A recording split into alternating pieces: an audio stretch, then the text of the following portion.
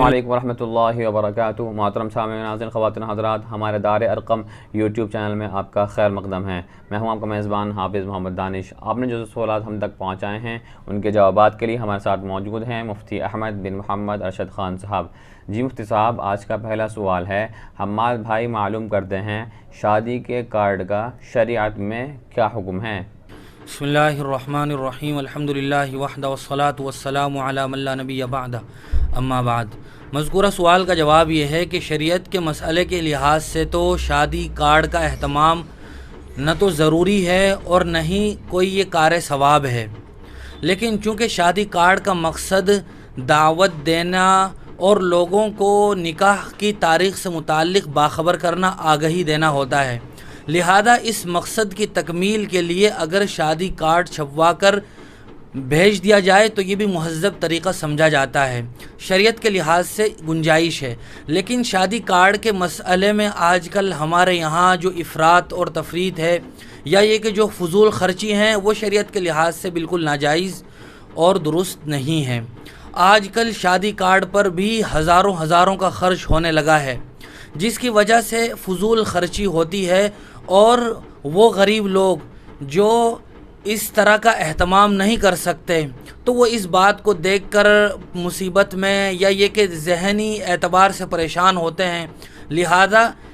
اس طرح فضول خرچی کرنے کی گنجائش نہیں ہے کہ ایک ہی شادی کارڈ پر ہزاروں روپے خرچ کر دیے جائیں اور اس میں طرح طرح کی نقش و نگاری کی جائے، یہ درست نہیں ہے۔ عام سمپل سا شادی کارڈ بھیج کر بھی اس کام کو انجام دیا جا سکتا ہے۔ بہت سارے لوگ یہ بات کہتے ہیں کہ جب اللہ نے ہمیں مال دیا ہے تو ہم کیوں نہ اس مال کو خرچ کریں۔ یاد رکھنا چاہیے کہ شریعت میں ضرورت کے مطابق اور اپنی آرام کی غرض سے بھی پیسہ خرچ کرنا ضرور جائز ہے، لیکن ریاکاری کرنا اور ایسا خرچ کرنا کہ جس کی ضرورت ہی نہ ہو، صرف اس کا مقصد ہی نام و نمائش ہو، تو یہ شریعت کی نگاہ میں جرم ہو جاتا ہے، لہذا صرف یہ کہہ کر ہم اپنی ذمہ داری سے بچ نہیں سکتے ہیں۔ ایک صاحب سعودی عرب سے معلوم کرتے ہیں، ہمارے حرم مکی میں بہت سے لوگ روڈ پر صفے بنا لیتے ہیں اور حرم کے امام کے ساتھ نماز پڑھتے ہیں، ان کی نماز کا کیا مسئلہ ہے؟ امام صاحب کے ساتھ نماز پڑھتے ہوئے نماز صحیح ہونے کے لیے آپس میں صفوں کا متصل ہونا، ملا ہوا ہونا ضروری ہے۔ اس مسئلے کو سمجھنے کے لیے یہ بات سمجھیں کہ شرعی مسجد کا جو حصہ ہوتا ہے، جس کو ہم جماعت خانہ کہتے ہیں، شرعی مسجد کا حصہ ہوتا ہے، اس میں بھی صفوں کا ملا ہوا ہونا، آپس میں ایک کے بعد دوسری صف کا ہونا، یہ ضروری ہے۔ لیکن شرعی حصے میں اگر بلا عذر دو صفے یا اس سے زیادہ کوئی آدمی چھوڑ کر پھر صفے لگاتا ہے، لیکن وہ شرعی مسجد اور حدود کے اندر ہے، تو نماز تو درست ہو جائے گی، البتہ مکروہ ہوگی، جس کی وجہ سے ثواب میں کمی آ جائے گی۔ دوسری بات یہ ہے کہ جو حصہ شرعی مسجد کے اندر نہیں ہوتا ہے، اگر اس کے باہر نماز پڑھی جا رہی ہے تو آپس میں صفوں کا متصل ہونا ضروری ہے، ایک کے بعد دوسری صف، دوسری کے بعد تیسری صف ہوں، تاکہ آپس میں مربوط رہیں۔ شرعی مسجد کے باہر اگر درمیان میں کوئی بڑا راستہ ہو جائے، یا یہ کہ دو صف یا اس سے زیادہ بیچ میں جگہ خالی رہ جائے، پھر اس کے بعد لوگ صفیں لگا کر نماز پڑھ رہے ہوں، تو بعد میں جو لوگ اس فاصلے کے بعد نماز پڑھ رہے ہیں ان کی نماز درست نہیں ہوگی۔ لیکن عام طور سے وہاں شرعی مسجد کے باہر سڑکوں پر جو لوگ مصلی بچھا لیتے ہیں، اور یا یہ کہ اپنی دکانوں کے باہر ہی مسجد حرام کے امام کے ساتھ نماز پڑھنا شروع کر دیتے ہیں، درمیان میں مسجد حرم کے شرعی حصے سے باہر لمبا راستہ بھی ہوتا ہے اور کئی صفوں کا فاصلہ بھی ہو جاتا ہے، تو اس طرح نماز پڑھنے سے نماز درست نہیں ہوگی۔ ہاں، ایسا ہو سکتا ہے کہ نماز پڑھتے ہوئے درمیان میں دیوار آ جائے، دیوار کے دوسری طرف نماز پڑھ رہے ہوں، لیکن ہمیں امام صاحب کی نقل و حرکت کا پورا علم ہو رہا ہو کہ کب امام صاحب رکوع کر رہے ہیں، کب سجدہ کر رہے ہیں، تو پھر اگر درمیان میں دیوار آ جائے تو اس کی وجہ سے کوئی فرق نہیں پڑے گا، نماز درست ہو جائے گی۔ جمیل بھائی اوکھلا سے معلوم کرتے ہیں، کچھ لوگ آپس میں پیسے ملا کر حضور اکرم صلی اللہ علیہ وسلم کی طرف سے قربانی کر سکتے ہیں یا نہیں؟ جی ہاں، بہت سی بار ایسا ہوتا ہے کہ بڑے جانور میں لوگ اپنا ایک ایک حصہ لے لیتے ہیں، ایک حصہ جو بچ جاتا ہے اس میں کبھی تو صرف ایک آدمی ہی وہ حصہ اپنے مرحوم کی طرف سے یا حضور اکرم صلی اللہ علیہ وسلم کی طرف سے لے لیتا ہے۔ بہت سی بار لوگ ایسا بھی کرتے ہیں کہ سب کے سب آپس میں پیسے جمع کرتے ہیں اور اس حصے کو خرید کر پھر حضور صلی اللہ علیہ وسلم کی طرف سے قربانی کرتے ہیں۔ یاد رکھنا چاہیے کہ بنیادی مسئلے کے لحاظ سے اور قیاس کے لحاظ سے یہ طریقہ درست نہیں ہے، چونکہ بڑے جانور میں 7 ہی افراد صرف اپنے حصوں کو لے کر شریک ہو سکتے ہیں۔ 7 کے علاوہ 8واں آدمی اگر بڑے جانور میں شامل ہوگا تو کسی کی بھی قربانی درست نہیں ہوگی۔ اصل مسئلہ یہی ہے، لیکن فقہاء اکرام نے استحساناً اس بات کی اجازت دی ہے۔ استحساناً یہ اسلامک لاء کی اور فقہ کی ایک اصطلاح ہے، اس لحاظ سے یہ مسئلہ جائز ہے کہ اگر چند آدمی مل کر بھی ایک حصہ حضور اکرم صلی اللہ علیہ وسلم کی طرف سے نفلی قربانی کر دیں تو جائز ہو جائے گا۔ دوسری بات علماء نے یہ بھی لکھی ہے کہ اگر ایسا کر لیا جائے تو زیادہ بہتر ہے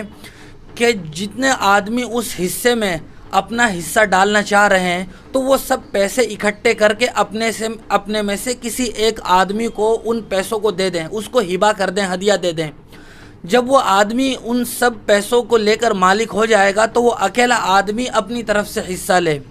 تو جن لوگوں نے پیسے دیے ہیں ان سب کو پیسے دینے کا ثواب مل جائے گا، اور حصہ جو قربانی میں رکھ رہا ہے وہ صرف ایک ہی آدمی کی طرف سے ہوگا، تو یہ زیادہ بہتر شکل ہے۔ لیکن کچھ آدمی بھی مل کر بھی صرف ایک حصہ لیں تو نفلی حصہ لینا حضور اکرم صلی اللہ علیہ وسلم کی طرف سے اس طرح استحساناً جائز ہے۔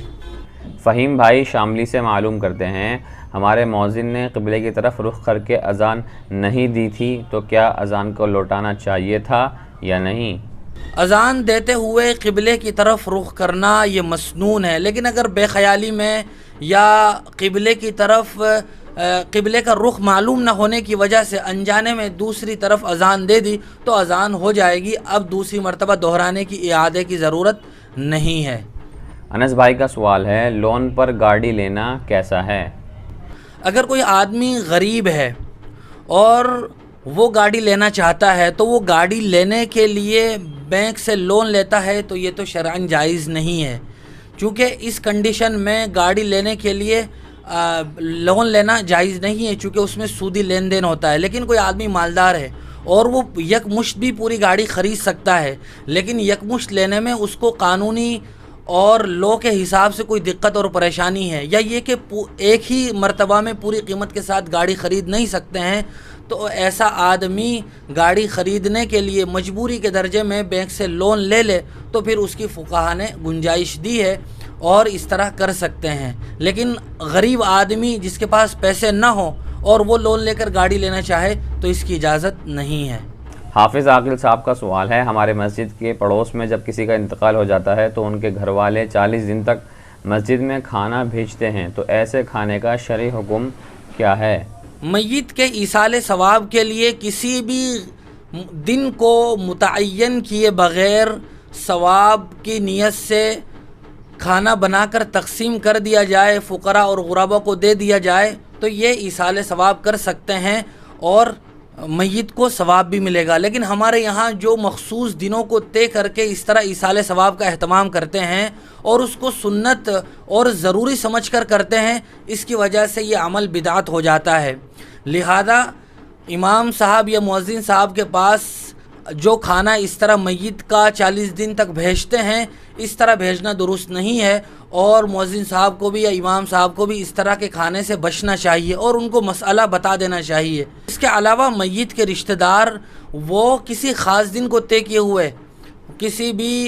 غریب کو کھانا کھلا سکتے ہیں یا بہت سارے غریبوں کو بھی کھانا کھلا سکتے ہیں۔ انہی صاحب کا دوسرا سوال ہے، کسی کا انتقال ہو جائے تو تعزیت کا صحیح طریقہ کیا ہے؟ واضح رہے کہ کسی شخص کے انتقال کے بعد تیسرے دن تک اس کے گھر جا کر تعزیت کرنا یہ مسنون ہے۔ حضور اکرم صلی اللہ علیہ وسلم کی ایک حدیث ہے، من عزا مصابا فلہ مثل اجرہ، کہ اگر تم کسی مصیبت زدہ کے پاس جا کر تعزیت کرو تو تمہیں بھی اسی آدمی کی طرح ثواب ملے گا جو آدمی مصیبت میں مبتلا ہے، یعنی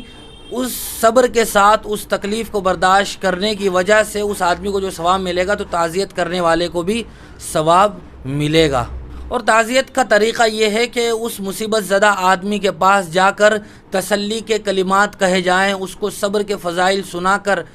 اللہ کی رضا اور خوشنودی کے ساتھ صبر کی تلقین کی جائے اور میت کے لیے دعائے مغفرت کی جائے۔ یہ تعزیت کا طریقہ ہے۔ ایک خاتون کا سوال ہے، عائزہ نام رکھنا کیسا ہے اور اس کے کیا معنی ہیں؟ عائزہ اگر عربی زبان کے لحاظ سے زال کے ساتھ ہے، عائزہ،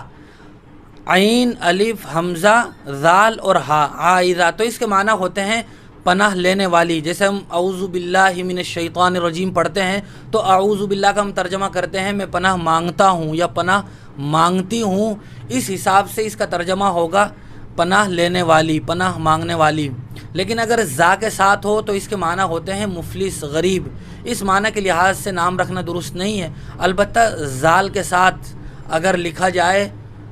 تو نام رکھ سکتے ہیں۔ لیکن انگلش میں لکھنے کا ایک ہی طریقہ ہوگا، AIZAH، چاہے زال کے ساتھ ہو یا زا کے ساتھ ہو، لیکن جب ہم اردو میں لکھیں یا عربی میں لکھیں تو زال کے ساتھ لکھنا چاہیے۔ بہت شکریہ مفتی صاحب آپ کا اس طرح کی مزید شرعی مسائل کی جانکاری کے لیے ہمارے دار ارقم یوٹیوب چینل کو سبسکرائب کریں، لائک کریں، شیئر کریں اور اسی طرح اپنے سوالات ہم تک پہنچاتے رہیں۔ جزاک اللہ۔